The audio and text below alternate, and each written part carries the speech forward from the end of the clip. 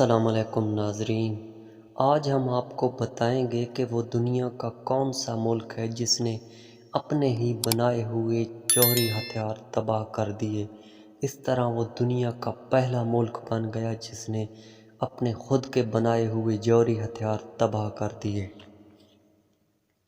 24 مارچ 1993 کو جنوبی افریقہ کے صدر فریڈرک ولیم ڈی کلارک نے اس بات کی تصدیق کی جس کے بارے میں کئی سال سے افواہیں جاری تھیں۔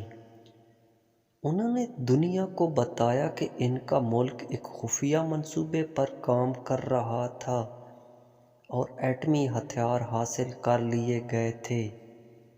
پارلیمان میں دیے گئے خطاب میں صدر نے اپنے ملک اور دنیا کو بتایا کہ جنوبی افریقہ نے 6 ایٹم بم بنائے تھے، تاہم انہوں نے یہ یقین دہانی بھی کرائی کہ ان بموں کو اب تباہ کر دیا گیا ہے اور عسکری مقاصد کے لیے ملک کا جوہری پروگرام مکمل طور پر روک دیا گیا ہے۔ جنوبی افریقہ جولائی 1991 میں اقوام متحدہ کے جوہری عدم پھیلاؤ کے معاہدے کا حصہ بنا۔ ڈی کلارک نے اقوام متحدہ کے جوہری ادارے انٹرنیشنل اٹامک انرجی آرگنائزیشن کو جوہری سائٹ تک کھلی رسائی بھی دی۔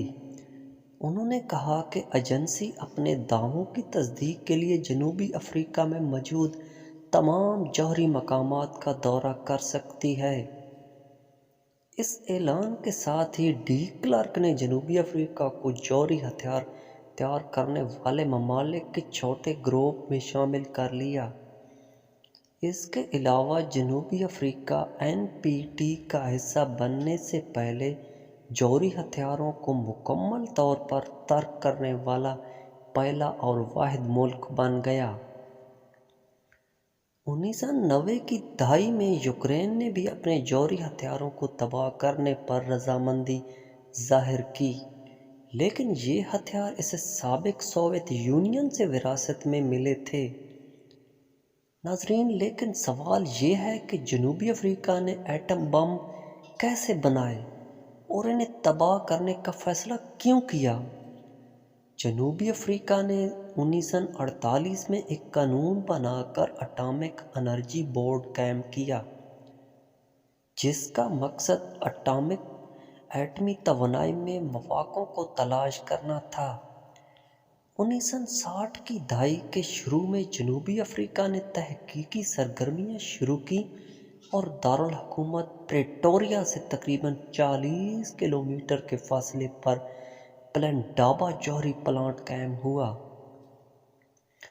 ایٹمی پروگرام کے اس ابتدائی مرحلے میں مقصد پرامن تھا۔ جنوبی افریقہ کے پاس یورینیم کے ذخائر تھے اور اس اہم مادے کو افزودہ کرنے کے طریقے تلاش کرنے پر بھی کام شروع کر دیا گیا۔ واضح رہے کہ یورینیم افزودگی کی ٹیکنالوجی جوہری ہتھیاروں کی تیاری میں اہم کردار ادا کرتی ہے۔ 1960 کی دہائی میں ابتدائی کامیابی کے بعد حکومت نے صنعتی پیمانے پر کام کرنے کے لیے ایک پائلٹ پلانٹ قائم کیا۔ 1970 میں اس وقت کے وزیر اعظم بی جی ورسٹر نے ان منصوبے کے بارے میں پارلیمان کو آگاہ کیا اور کہا کہ ملک کا جوہری پروگرام پرامن مقاصد کے لیے ہے۔ جنوبی افریقہ کے پاس یورینیم کے ذخائر تھے اور وہ سمجھ رہا تھا کہ مستقبل میں افزودہ یورینیم سے معاشی فوائد حاصل کیے جا سکتے ہیں۔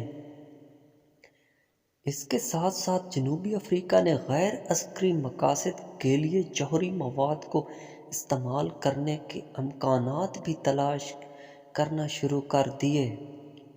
1974 میں جب ایک رپورٹ میں کہا گیا کہ ہتھیار بنانے میں کامیابی حاصل کی جا سکتی ہے تو حکومت نے اس خفیہ منصوبے کی منظوری دے دی، تاہم یہ اقدامات جلد ہی فوجی مقاصد کے لیے جوہری ہتھیاروں کی تیاری میں بدل گئے۔ لیکن ناظرین، کیوں؟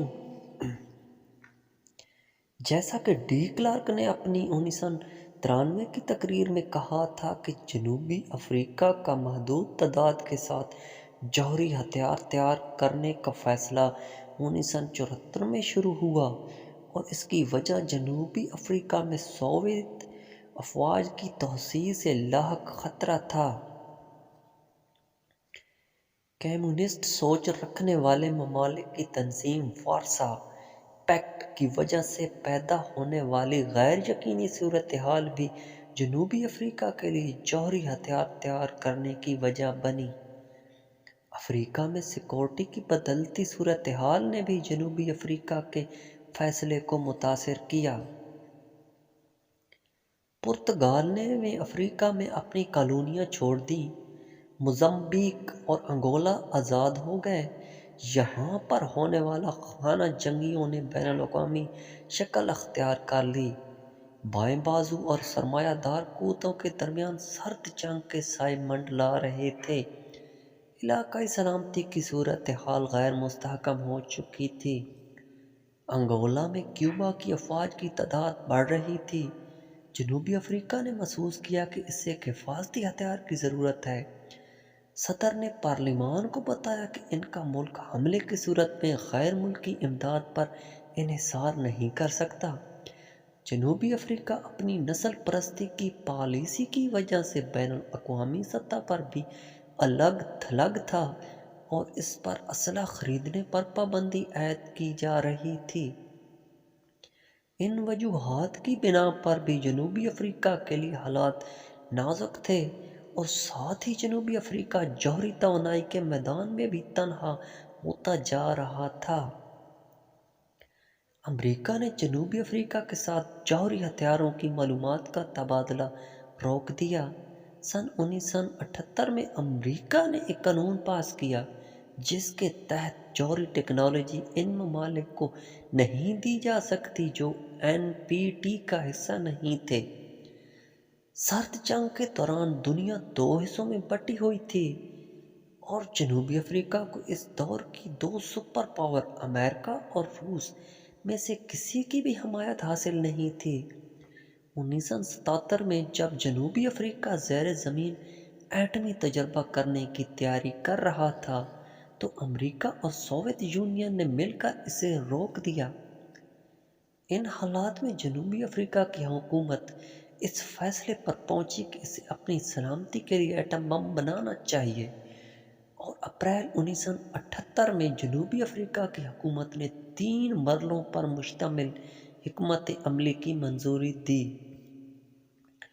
ان میں سب سے پہلے ملک کی جوہری صلاحیت کے بارے میں غیر یقینی صورتحال کو برقرار رکھنا تھا، یعنی اسے نہ تو قبول کیا جائے نہ ہی انکار کیا جائے۔ دوسرا مرحلہ اس وقت نافذ ہونا تھا جب جنوبی افریقہ کو کوئی خطرہ لاحق ہوتا۔ ان حالات میں یہ طے پایا کہ امریکہ جیسی سپر پاور کو نجی طور پر بتایا جائے گا کہ جنوبی افریقہ کے پاس ایٹمی ہتھیار ہیں۔ اس سے بین الاقوامی سطح پر اس کے خطرے کو ختم کرنے میں مدد مل سکتی تھی۔ اگر یہ خطرہ ختم نہ ہوا تو یہ طے پایا کہ جنوبی افریقہ کھلے عام تسلیم کرے گا کہ اس کے پاس جوہری ہتھیار ہیں۔ ساتھ ہی یہ طے پایا کہ زیر زمین بم کا تجربہ کیا جائے تاکہ یہ فیصلہ کیا گیا کہ جنوبی افریقہ اس بم کو جارحانہ انداز میں استعمال نہیں کرے گا، کیونکہ یہ بڑے پیمانے پر بین الاقوامی رد عمل کا باعث بن سکتا ہے۔ اس حکمت عملی کو عملی جامہ پہنانے کے لیے جنوبی افریقہ کو کم از کم 7 ایٹم بم بنانے تھے۔ پہلا ایٹم بم سن 1982 میں بنایا گیا تھا، لیکن 7واں بم کبھی بنایا ہی نہیں گیا۔ درحقیقت جنوبی افریقہ کی یہ حکمت عملی پہلے مرحلے سے آگے بڑھ ہی نہیں سکی۔ اندازہ ہے کہ ان بموں میں وہی صلاحیت موجود تھی جو امریکہ کی جانب سے جاپان کے شہروں ہیروشیما اور ناگاساکی پر گرائے بموں میں سے تھی۔ Atomic energy corporation of South Africa کے سابق ڈائریکٹر والڈو سٹیپ نے سن 1995 کی ایک رپورٹ میں لکھا تھا کہ جنوبی افریقہ نے کبھی ان کا تجربہ نہیں کیا، لیکن یہ یقین کرنے کی کوئی وجہ نہیں کہ وہ کام نہیں کرتے۔